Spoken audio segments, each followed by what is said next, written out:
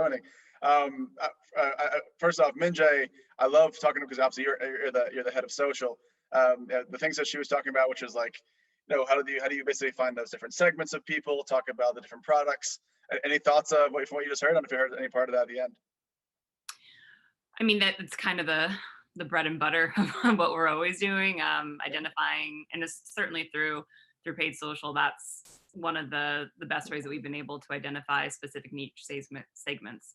So it's a part of our practice. I think when we go into the right types of people and what platforms we might select for them, we're getting even better at understanding more around the demographics that make up, especially some of the new and emerging platforms that are here, because that's also very exciting for advertisers to think about the next generation that they start to target and involve in media planning. That's great. Well, I'd be remiss to not say congrats on your promotion. Thank you. You're the head of global social for GroupM. Now, for those that aren't aware, you were actually over in APAC for, I don't know, was it 2 years or how long you were overseas for a minute, and you are now back in the US for a little bit. Tell us how that came about, and are you excited to be back home? Yeah, I mean, it was such a privilege to be able to be based out of Singapore, running our paid social division for APAC. And Singapore is a fantastic place. It's situated geographically. In terms of travel, there's so many places, beautiful destinations that you can get to within, less than 3 hours. Singapore as a country is incredibly digitally forward, and it was interesting to be in Singapore at the beginning of 2020 when everything started to happen around COVID, Sure. seeing how that country actually had a lot of protocols already in place to be able to manage the epidemic. I feel, again, very privileged to have been there when this all happened. It gave me a little bit of a different perspective about globally how everyone is managing. And certainly they're in a pretty good situation now. So now that I'm back in New York, and definitely a different situation here. We're open but not open. Hopefully that's going to change soon. So I'm happy to be back. It's understanding how COVID was going to be the long tail and not something that was going to be gone in a couple of months. It made a lot of sense to come back here, where I already had a place. So here and now in a global capacity and working interesting hours because of that. But Yeah. it was great to be actually in location while managing the region and being able to travel and meet all of our great teams across APAC. Well, we're a bit of a sidestep because I have to ask. Because it's I guess the American human or American version of Singapore is that it's the cleanest city in the world. It's all technology. They're very strict about no gum on the sidewalks, etc. Was it literally? Is it the future? Is it what you is it somewhat utopian in terms of like the way that the cities are structured? And is that something that you would think that hopefully people can emulate in the future? I mean, it is a very clean, digital forward city state. So I do see more and more economies and countries like this being the way of the future, where I think democracies like the US, we're going through our own challenges right now. And Singapore is a really unique place in the world in terms of their politics and where they're situated from a global business perspective. Mhm. They certainly have things together when it comes to digital. So there's a lot of paperwork still involved with the way that we process things in the US, and everything is just digital in Sure. Singapore. So it definitely means that things happen quite quickly and more efficiently. Well, that's a good segue into obviously the thing that we care about a lot, especially influential, but certainly you as well. Influencers, and I ask, is it? I think they call them KOLs, the key opinion leaders, like in Mhm. the APAC area. Were you working with influencers in Singapore in that area? Is that something that you guys was it as big in the marketing mix or bigger than it is in the US? I think it depends on how you segment APAC. So it's obviously a huge region and various diversity in cultures and countries. In China, KOL is how we talk about social media. It's if we talk about how you might incorporate influencer into plans in Western markets or the US or the UK, it's a part of a plan versus it really being the narrative and focal point for activation in China around social, how you actually make them the forefront of your executions. And certainly KOLs are also important in other regions in Southeast Asia, especially if you're looking at the influencer culture in Japan, but everyone's got a different way that that incorporates into the narrative of the language. I would just say that China really is kind of making a lot of strides in terms of KOL. They have probably a longer history of how that's been incorporated into planning for years now. Sure. So whether it's US or global, up to you. In this post-COVID world, how do you see influencers? Do you see them, I don't, is it as consumption examples of how to use the products, or is it more to be, a forward face? Like, I guess when you think about it from like a top-down perspective, where are influencers going to play? I see influencers playing in the full funnel. So I know that you and I have been talking about influencers for some years now, and certainly I could look back on the last 10 years of influencer evolution, and perhaps influencers at some point were playing some type of mid funnel purpose and driving sentiment or likes, shares, and comments. But for some time now, as we've shifted our paid media strategies to focus on what we call meaningful metrics, so KPIs that drive ROI and business goals for our clients, we've also looked to align the influencer strategy and what we expect from influencer activation to come from those types of metrics as well. What we see more and more is how influencers play very choicefully in the full funnel, just depending upon the client brief. But I think what has been definitely a change or a shift in the last 18 months, which is impacted, of course, by COVID behaviors and also platforms of scale that are creator based, has given a new light, a new breath to thinking about influencer and how it exists in a plan. I'd be remiss to not mention, TikTok and really their core base and foundation being creator led, and how that group has really led to the scale and popularity of the platform, how popular and successful that platform has been because of the creator community. And then also COVID behaviors, where we see more and more people spending time making purchase decisions online and being more and more comfortable with that, even as markets begin to recover from COVID impact. Once that those two things have kind of come to the same place, influencers play an incredible role in connecting to lower funnel metrics for our clients. Everyone's talking about social commerce, e-com, and for important reasons, because we see consumer behavior shifting to that. The desire for that is increasing. So working with platforms to be able to offer those types of e-commerce solutions is the priority, but also how influencers can become a conduit to that for our clients, that they can be the ones who are serving that type of message to add to cart, versus some of the more antiquated approaches to influencers from years and years ago. It was more around sharing a message, which is still a part of the journey, but now it's full funnel. Yeah, we've had many discussion about this kind of evolution of the space, and we're obviously very excited to see where it's going. And listen, 2013, 2014, when I was going out to different agencies and brands, trying to get like $10,000 like almost PR budgets, because it was only thought of as who has the biggest follower base, or give a celebrity a product to hold up and hail.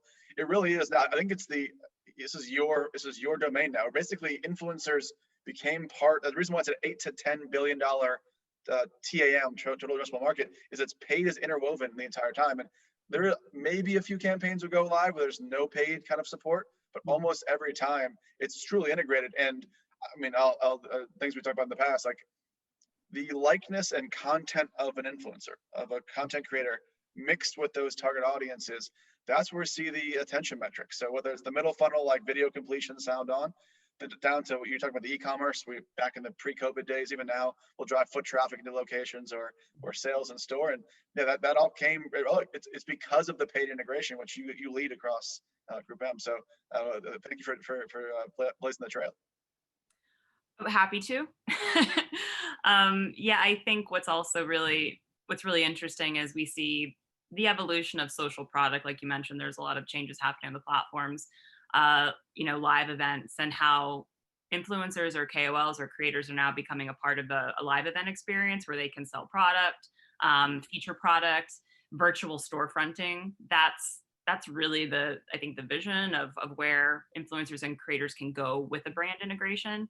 And of course, there's always going to be opportunities to approach things organically. There'll be opportunities for influencers to be a part of shifting sentiment, but the ability to work with influencers that have authenticity behind them, because obviously that's a huge proof point for Gen Z, which is now becoming more and more a part of our brand narrative or client narrative. Who are we targeting? It's been young millennials and older millennials for years, and now we see this huge shift to this very influential and very large demographic that has different types of needs from advertisers and from product that they want to purchase. So influencer fits really nicely into that story as well. And I think it's a great segue into brand safety because, and this is actually kind of I don't know if it's a thing you thought about in the past. For brands, brand safety is number one. Like they need to make sure that there's not going to be any sort of image or video that is unflattering or an issue. Profanity, all the things you expect. Even people that have like DUIs and felonies, all that stuff is now base level for campaigns. The consumers that are, let's say they're 13 to 18 or 18 or even 18 to 25, if they are more desensitized towards like profanity or certain things, I guess is there ever going to be a world where there's going to be certain consumers that actually don't care as much about brand safety and therefore the brand shouldn't? Because 99 times out of 100, unless it's entertainment properties for us, it's always about brand safety. So I'd love to hear your kind of POV on that, and also just in general, the brand safety stuff you guys have been doing. I mean, it's an interesting point. I think at the end of the day, the client really has to make a decision around where they see their brand evolving, and does that brand evolve with generational shifts around certain types of tonality or language. And that's going to be very client specific. I think we're going to have a set of advertisers that are going to continue to retain their brand equity that they've had for years, and choose to go in environments where they can continue that message and have it be a suitable message. Then there's going to be a good subset of advertisers that are prepared to evolve because their actual buying base is that younger audience that's looking for that shift and change, and you want to be able to connect with them in a message that resonates. So end of day, really, it's going to be based upon how the client feels about their brand positioning and what the 5-year plan looks like, what they're ready to do today, what they're ready to test and learn. In terms of brand safety, groupM obviously is well known for being forefront in brand safety evolution and driving innovation and getting things done. We're a co-founder with GARM, and the focus really in the last 3 to 4 years has been a lot around the concepts of transparency, third-party verification. Those continue to be incredibly important points, and we continue to work with platforms on their various types of inventory to be really specific around where these offerings can be applied to, because that means we have more and more safe inventory that we can offer to clients or incorporate into media plans. Mm-hmm. The way forward when we talk about social media and brand safety it's evolved a bit to think about the user experience as well, not just the advertiser experience. So adjacencies in the newsfeed for advertisers is incredibly important, since there's a lot of engagement, a lot of momentum around products being developed in feed. But the user experience in terms of how safe their experience is and how that inherently may make a platform less brand safe for an advertiser is now something that we're pushing more and more platforms on. And also users having the tools to be able to understand what their protections are on a specific platform. That's really the forefront of what we're doing in brand safety. And misinformation is something that factors into that quite specifically. I think we've all been a part of 2020 and know how that went. But when we move forward, we're not just talking about the advertiser experience, but when we're talking about a platform and is that a brand safe space for our clients, how are the users protected on the platform, and how can we make sure that the content that they get, the way that they're treated by other users, falls within a policy that's going to be enacted by the platform. Well, so I love this kind of, it's 2 parts of the same whole. So on the platform side, and I forget, TikTok integrated with like Open Slate in the last 6 months or so, whatever it is. There's like the paid media portion where are they being served around things like there's obviously all this negative, whether it's racial or political stuff that you want to basically not be a part of in the feed. So that's the paid piece. And then also on the creator side, someone might have had a gram or a tweet from 2015 that maybe is no longer viable or got missed back in the day. So what we do for a lot of our clients is we look at the entire timeline scan of their entire history on social. And if they have unfortunately done something bad, at least you're aware of it. So you can make a decision whether or not they're a good fit. So are you guys looking at it kind of in separate silos of like paid versus like hiring celebs or creators and talent, or is it kind of all part of the same thing? Well, I think we probably look at influence similar to how you look at it, where there's tiers of influence, and you may fit more in the A-list or celebrity realm, and that's almost more like a talent approach. But then we get into micro and niche influencers, we get into digital forward influencers, and suitability for an influencer standpoint, how you vet does tend to get a more specific to the client's level of risk. And are they low, medium, or high? I think typically clients that have a very low risk tolerance may not choose to work with a large amount of influencers, but maybe more choicefully approach certain influencers that they've had the time to vet and feel really aligned on the brief and mission forward. Whereas other clients that have a medium to high risk tolerance may be more open to working with a lot of different influencers that are coming from different platforms or evolving platforms, and have a little more opportunity to be a part of how they position a message, to be more interwoven with the authenticity that the influencer does bring to the table versus it just being a push message. So it's we talk about influencer being full funnel. At the same time, there's also a funnel of influencers, and why you would work with a certain type of segment of influencers has a lot to do with what the brief desires and the client's level of risk. So let's talk about, so you have that brand safety piece now. Figure out what is that. That's almost like that's like the delivery of media. That's the influencer's background and safety piece. Now there's the content they create. Normally it's brand safe if it's branded content. But what kind of considerations are you guys thinking about, kind of post pandemic in this transition? Kind of what do you like? What is the narrative to your different teams around how they should approach content now? So when it comes to, I think, content and influencers, where there's advertisers that are going to want more control and less control, certainly we recognize the value of a creator being able to have their unique voice involved. And in situations where there are clients that have restrictions on creative adaptation, it may not be the right place for them to play. The I think suitability is incredibly important when we talk about content, because it's not always an influencer usually has a platform or two that is really their loyalty, where they started their influencer experience and they have the largest base, and other platforms may be a part of their distribution plan, but they may be well known for being a YouTube star or an Instagram influencer or a TikTok creator. So interchangeably, content moving between those three platforms may not always make sense. And you may want to have a very different type of message if you're on TikTok versus a message that you would have on YouTube or Facebook or Instagram or Snapchat.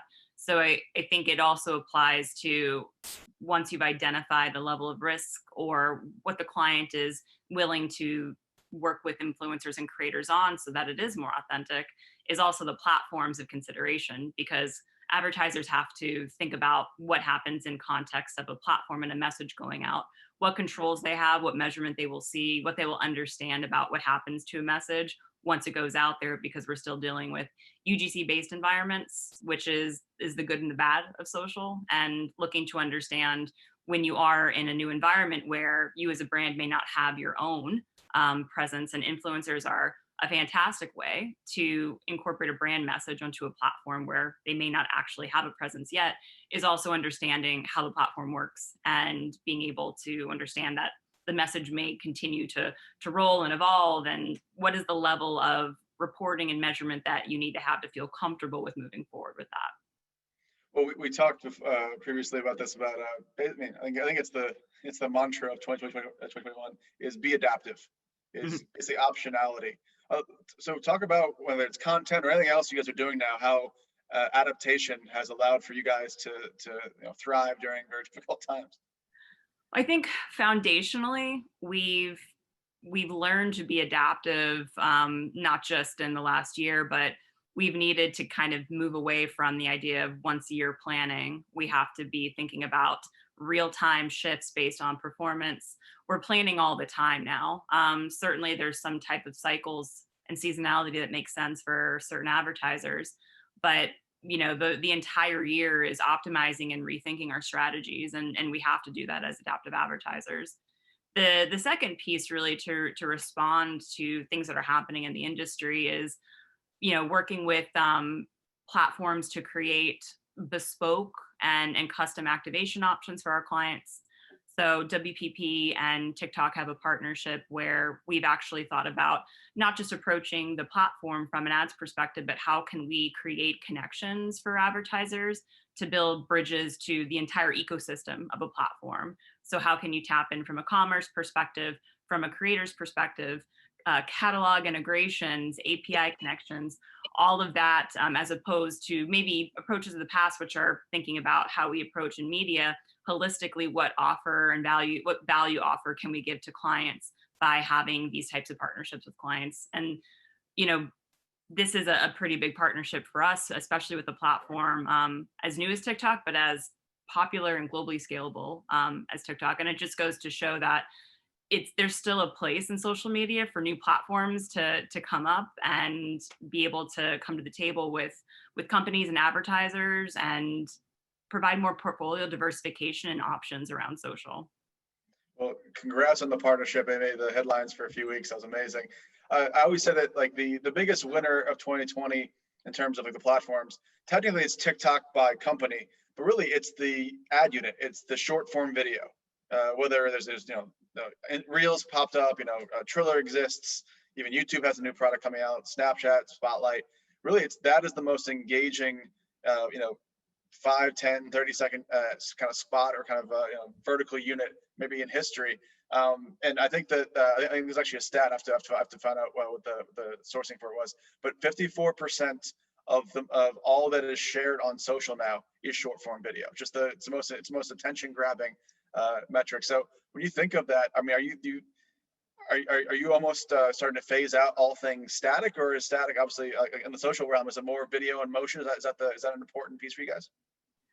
I think everyone wants to talk about video. I wouldn't want to say forget about static. We see often that still imagery still plays quite significantly in lower funnel when it comes to conversion, when it comes to product scroll and selection.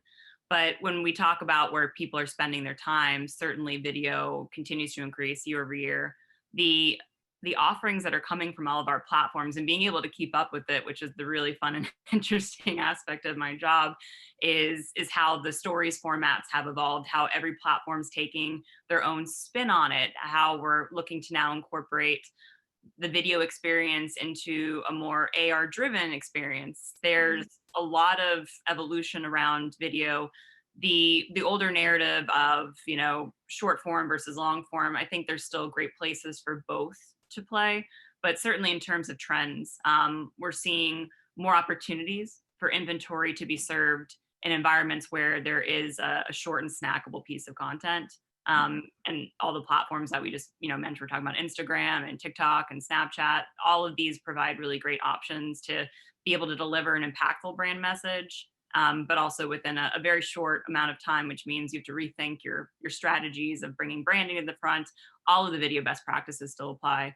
The ability to have more options now to cascade those types of vertical formats is just increasing with more evolution around social platforms.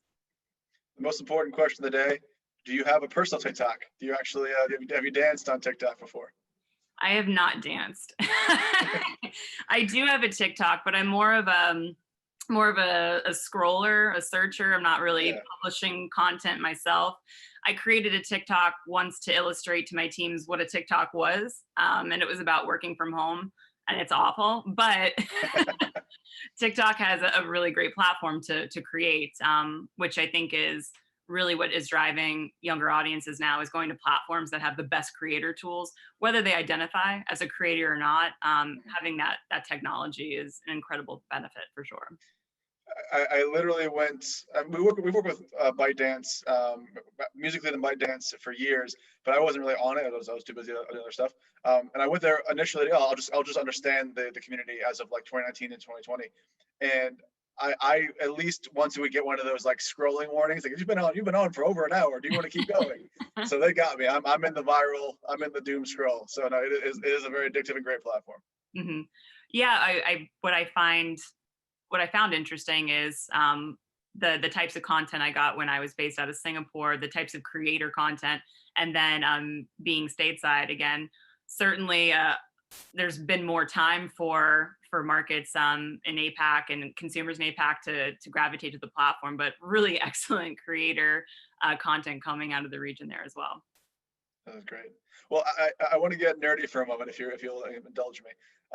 So we talk about measurements, and we talk about the e-com, the offline piece. Uh, what is your POV? If it's all right if it's not fully formed, everyone's kind of waiting and seeing on the IDFA. So the fear that there's going to be some, whether it's a shrinking of the pool of people opting in, or just kind of is that I imagine it's top of mind, but is there any sort of thoughts or any sort of kind of things you're seeing and tracking and waiting for kind of moments in the next few months? Yeah, we've been preparing for the impact of iOS 14 for some time now, the cookieless world discussion. So, conceptually, there's been a lot of conversation and direction around how clients can and should prepare. But I believe, certainly in the last 2 months, there's been very specific and prescriptive guidance from platforms around how the impact now is coming to their platforms and the types of changes that we need to make. So it's more real now, and we seem to have a really short amount of time to figure a lot out. We have been working with platforms directly to make sure that we have well thought out Q&As. We've gone into all of the playbooks. We've tried to hack problems and find solutions to them. So we're prepared, and we've been preparing advertisers because I think what is happening more now than ever is how clients need to be more a part of some of the decision making, because operationally we have to change things to account for data signals that platforms now have to decrease, or their perception of the guidance from Apple is that they need to limit certain types of data passes based upon what users do or don't want to be tracked on. We do expect there to be changes, not in the audiences that are there, but certainly the audiences that we're reporting on. So right now we have a lot of conceptual task forces in play right now that are doing some pre-testing around the things that haven't been enforced yet, but we have the ability to test because the opportunity is there to test. And putting those together for clients based upon industry, based upon brief, it's a lot of work. I could not undersell that, but I feel like we're as prepared as we can be and have been preparing for some time for it. But if you're an advertiser and all of this sounds quite new to you, I would definitely encourage getting up to speed on it. April's coming around the corner, if indeed April is the time. And it's going to seismically shift a lot of the ways that the operational side of things happened, as well as measurement and attribution. Well, it's all about, from a consumer side, the consent and anonymization of your data. You're opting into something, you're giving the rights to do so to get a better experience from a platform or from your advertisers. Our POV, so aligned with what you're saying, I think the universe will inherently shrink to some degree. The percentage will shrink from 300 million IDs to maybe 200, whatever that is. It might affect who you can target. And then obviously the measurement piece, even beyond just like those that opt in or opt out, like even the attribution windows are shrinking from the platforms from iOS. So I think you said it. That's on what we're seeing. My belief is that there's going to be a few things. One, there will be, I think people will opt in eventually through other means throughout the course of that time. I think there's going to be a kind of a big opportunity for those that are agencies or brands or technology platforms that can innovate ways to, while staying completely consented and anonymized, CCPA compliant, have other identifiers. So identifying like mobile advertiser IDs, or MAIDs as they call them. And I'm preaching to the choir, this. But for those that are listening, there's, people have PII, and that's stuff that we can't touch. Emails, phone numbers, names, etc., addresses. But people like a LiveRamp, and there's Oracle's, a dozen different bridges of data. And they have all been collecting this and essentially compiling it so that when an advertiser does want to hit someone based on purchase-based data or foot traffic data or behaviors they've had in the real world, that will still be available. It'll just be potentially a slightly smaller pool initially, maybe larger if it goes a certain way. And I think that people will have to figure out, no longer is it going to be based on those companies that just simply kind of in the background are monitoring you. People are going to have to opt in. You have to make a valid apps. Both platforms as well as services are going to have to give a compelling reason for someone to say, yes, use my data for something. So I think it's for the best and needs to happen. But yeah, I think for the next few months, we'll see who's actually ready for it. Yeah, and inherently users having more choice around how they're being tracked and what data advertisers or platforms can have around them is a good thing. The challenge is obviously how do we shift from where we are now to where we will be once users begin to have the option to turn that off with a click.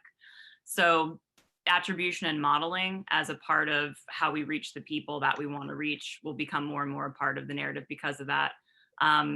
Certainly, I think the point to stress is that, people aren't disappearing. It's really just what we're getting measurement of.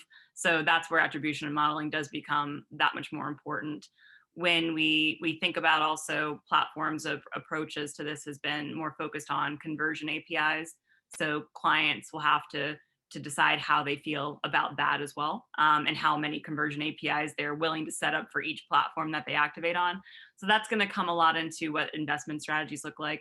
But we do see this new world where we need to be closer than ever now, where there may have been some bespoke or siloed activation teams really close and connected to measurement and analytics, ad ops integration, and the client in some instances at the center of that to help make choices for universal decisions that impact everybody is the short-term future. And we'll certainly get much better once we see what happens when everything is in actual practice.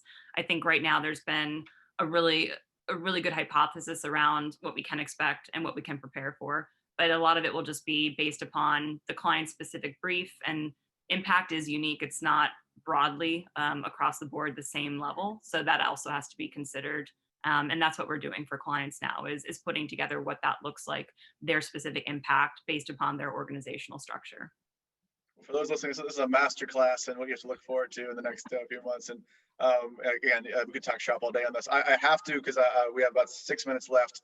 I've gotten 3 questions. I've got a bunch of questions here on Clubhouse. Are you on it? And then also, what do you think about Clubhouse as part of the new mix of platforms that have popped up in the last 6 months? I am on it.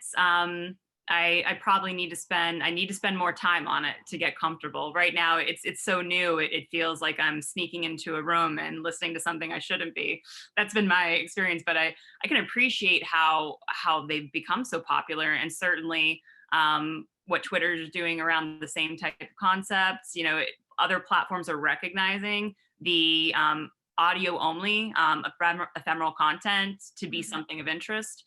Perhaps COVID contributed to that. We have more and more opportunities to find entertainment in digital formats.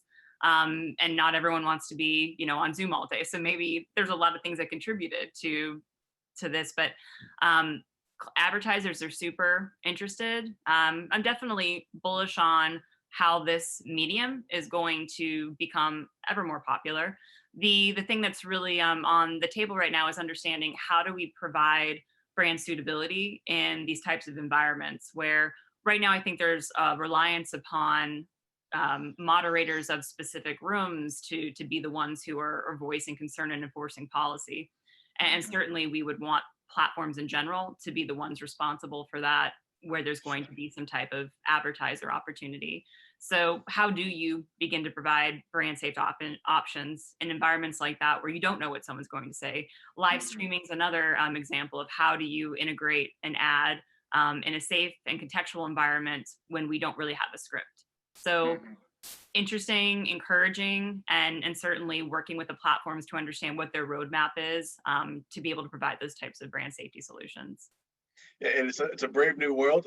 The future of live, future of audio requires in the moment and a certain level of trust. But yeah, if the platforms or someone can't police it, you have to trust whoever's doing it really, really a lot. Otherwise, and contractually make sure they don't mess up. Otherwise, they're going to probably mess up. I have another one here. So whether it's Clubhouse or really any platform now, it says, being that you live and breathe social every day, do you have any favorite influencers that are you would deem a must follow?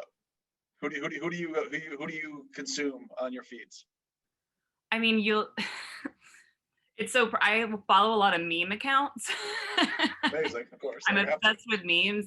That's really my, everyone goes to social media from a personal perspective in their own way. And for me, it's after a long day, I just read meme content all day. And there's so many of them. A lot of it is out of Instagram, but A lot of my focus when I think about why social media is of interest to me is, the irony that comes through a meme just getting the right words, but in a visual format. Well, I mean, all of my friends, I think most communities or friend groups, we have like the one person that is just sending every single hilarious meme from all the best ones. So maybe you're one of those people. But no, that's like, that is the dessert after a long day. Like I might go on Twitter to see all the banter and stuff, but it's the memes that are happening on Instagram. So.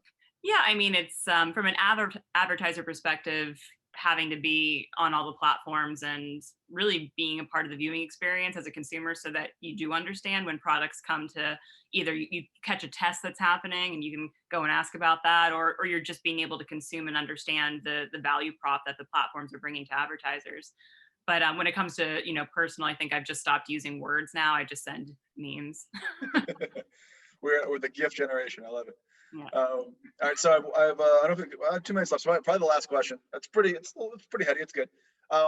What can heritage brands learn from newer digital first brands when it comes to basically marketing to Gen Z?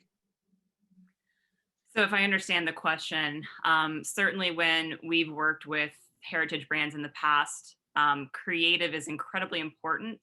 Brand messaging, the words that can be used. So it tends to be a space where there's less flexibility for influencers to become a part of the story. And they're Mhm. more over just pushing a message, which means it's a different type of influencer campaign.